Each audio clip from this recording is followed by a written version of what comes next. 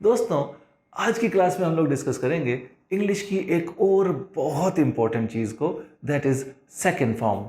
ये सबसे ज़्यादा इस्तेमाल होने वाली फॉर्म है। बातचीत के दौरान सबसे ज़्यादा ज़रूरत आपको इसी की पड़ने वाली है। तो चलिए आज इसी चीज़ को समझते हैं और शुरू करते हैं आज का काम।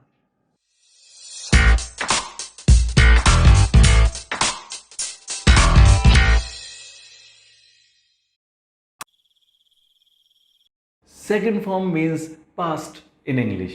मतलब हमारी ज़िंदगी में जो कुछ भी हुआ, जो कुछ भी कभी भी आपने किया अपनी पूरी ज़िंदगी में, चाहे वो आज सुबह की बात हो, चाहे वो कल की बात हो, चाहे वो पिछले साल की बात हो, चाहे आप अपने बचपन का कोई किस्सा किसी को सुना रहे हो, इवन अगर आप हिस्ट्री का भी कोई फैक्ट किसी को बता रहे हो, है तो वो भी पास्ट ही।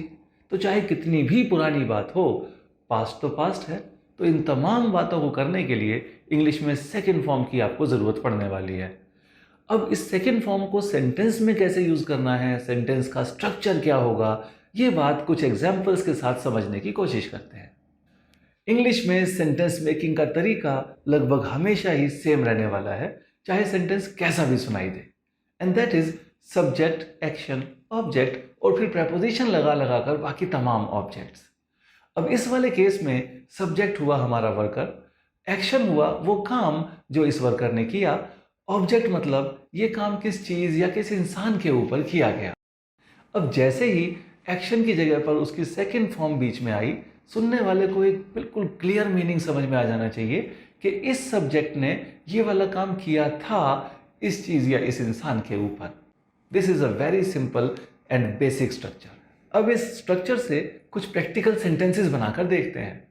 सपोज मैं अपने ही बारे में बात करना चाहूँ तो सब्जेक्ट तो मैं फिक्स कर लेता हूँ आई। अब मैंने जो कुछ भी किया था उस एक्शन की सेकेंड फॉर्म इस आई के साथ जोड़ता चलूँगा। लाइक कल मैंने पढ़ाया था, आई टॉट। किनको पढ़ाया था? स्टूडेंट्स। मैंने न्यूज़पेपर पढ़ा, सो आई रेड न्यूज़पेपर। थोड़ी देर आराम भी किया, आई रेस्टेड फॉर सम टाइम। अगर मैंने टीवी देखा तो आई वॉच्ड टीवी।